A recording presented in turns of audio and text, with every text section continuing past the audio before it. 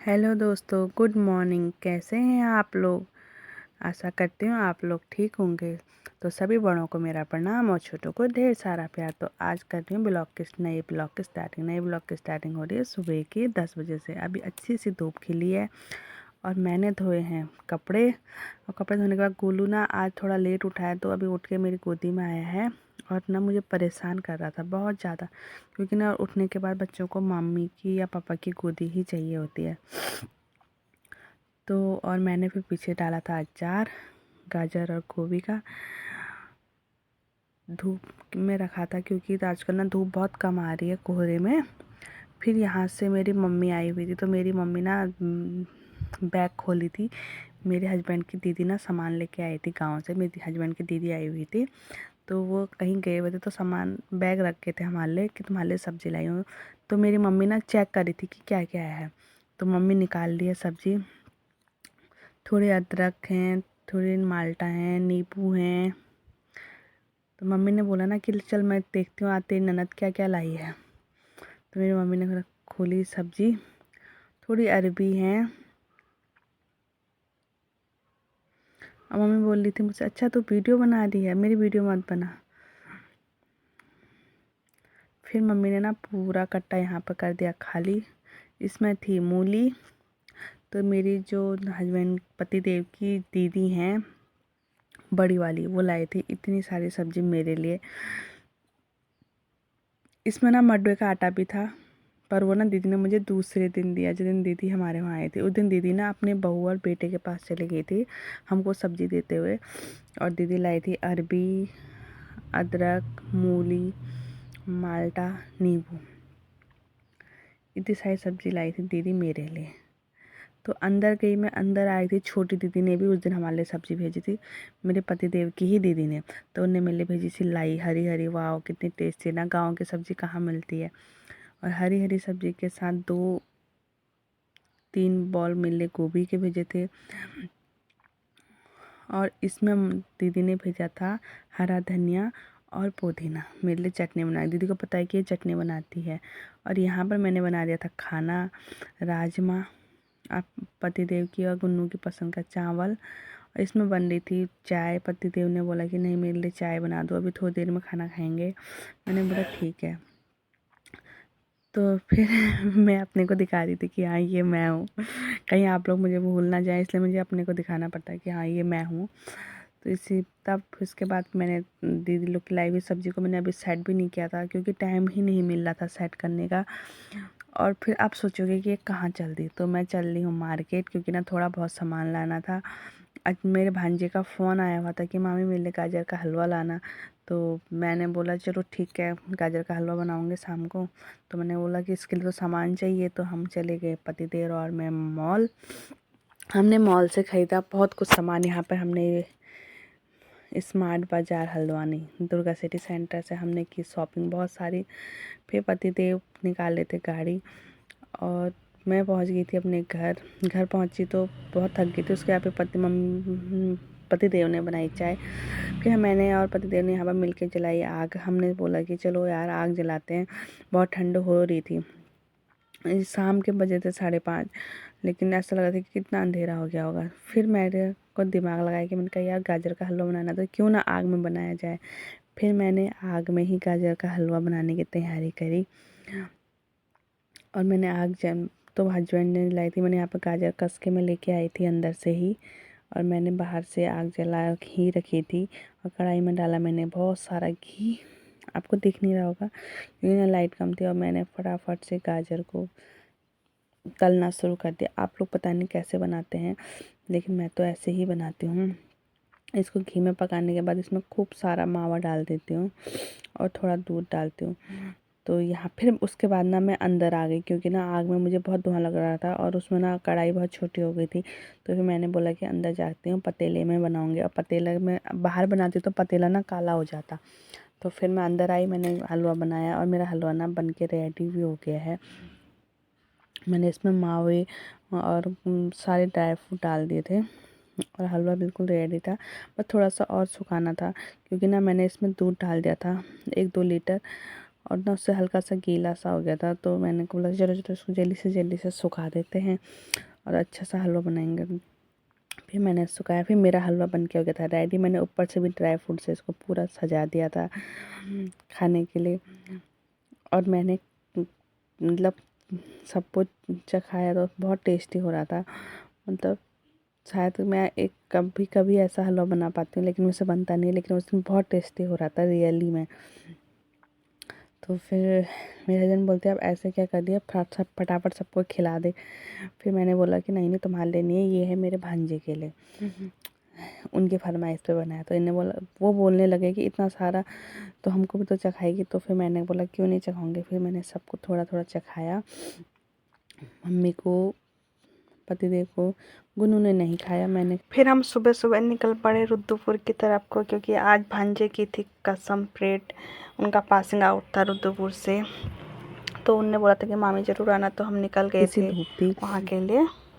और मैं, पतिदेव और गुन्नू और गोलू और मम्मा को घर पे छोड़ के गए थे, क्योंकि गोलू को ना सुबह ले जाना बहुत ठंड होती है, तो उसको ले जाना बहुत रिस्की, क्योंकि बच्चे बीमार पड़ जाते हैं। तो हम चल दिए टुक टुक में बैठ के, मैं, मेरे पतिदेव और गुन्नू, हम चल जा रहे थे अपने भांजे से मिलने।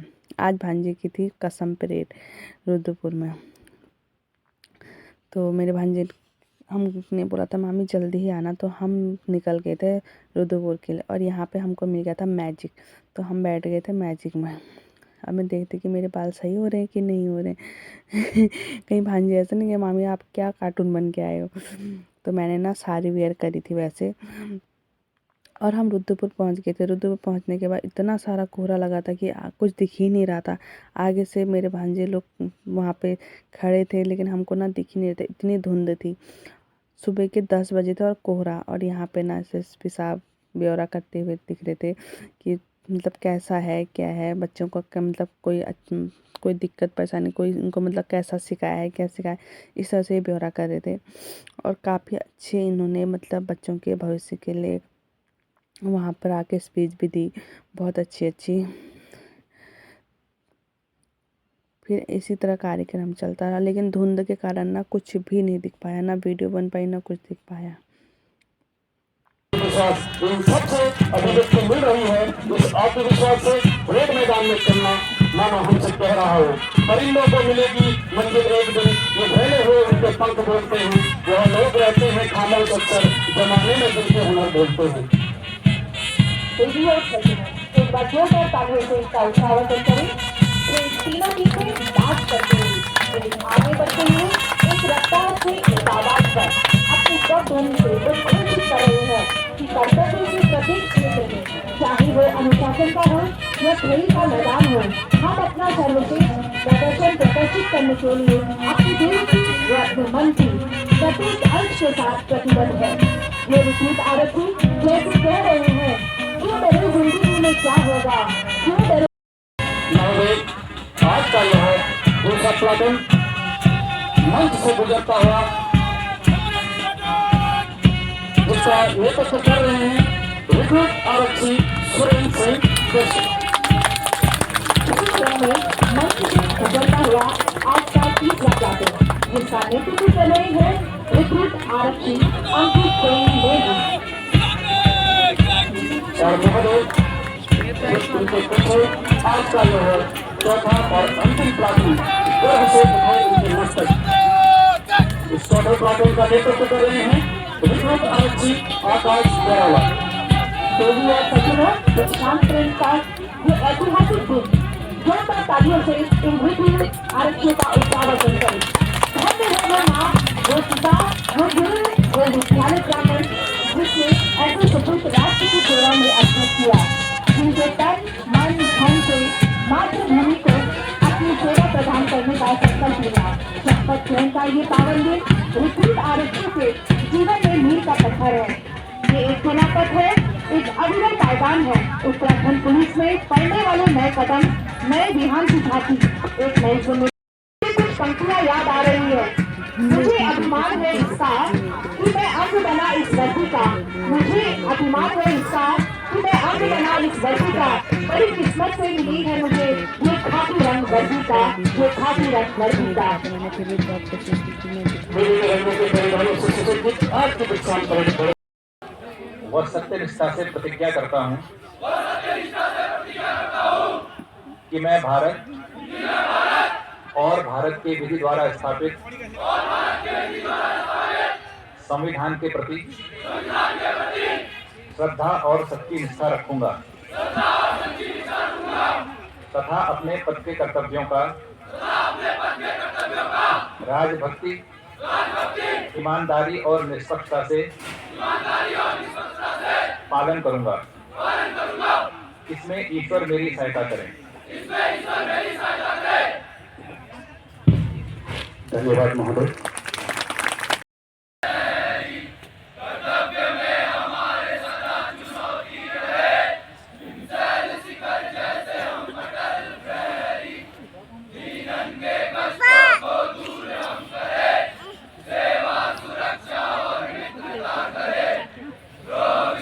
उज्जवल भविष्य की कामना करते हैं और ये आशा करते हैं प्रगति के पथ से तुम खूब सुधा सा महकाओ, नित रोज चितित पर चमको तुम ऐसे कुंदन बन जाओ।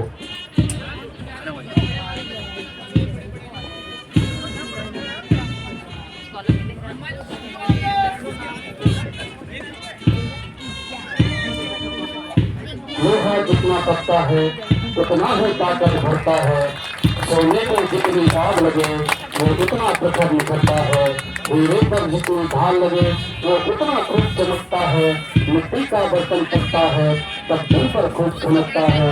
सूरज जैसा बनना है तो सूरज जितना जलना होगा, नदियों सा आदर पाना है तो पर्वत छोड़ निकलना होगा।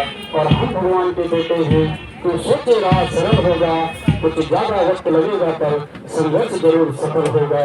हर एक संकट का हल होगा, वो आज नहीं तो कल होगा, वो आज नहीं तो कल। उस शपथ ग्रहण करने के समाप्त होने के बाद यहाँ पर हमने किया थोड़ा फ़ोटो शूट करना तो बनता है, लेकिन आज हम बहुत खुश थे क्योंकि हमारे लिए ना बहुत खुशी का दिन था। ये पल हर किसी को नहीं मिलते, किसी किसी को नसीब होते हैं। भांजा इतनी बड़ी अच्छी पोस्ट पे जा रहे थे और हमको थोड़ा दुख तो हो रहा था कि हमसे बहुत थोड़ा दूर जा रहे हैं, लेकिन क्या है, जॉब के लिए तो जाना ही पड़ता है। लेकिन ऐसा है कि मिलते तो रहेंगे। और दीदी जिया जी भी यहाँ पर बहुत खुश थे क्योंकि आप बच्चे सक्षम हो जाते हैं, माँ बाप को खुशी मिलती है। तो मिलती हूँ नेक्स्ट ब्लॉग में।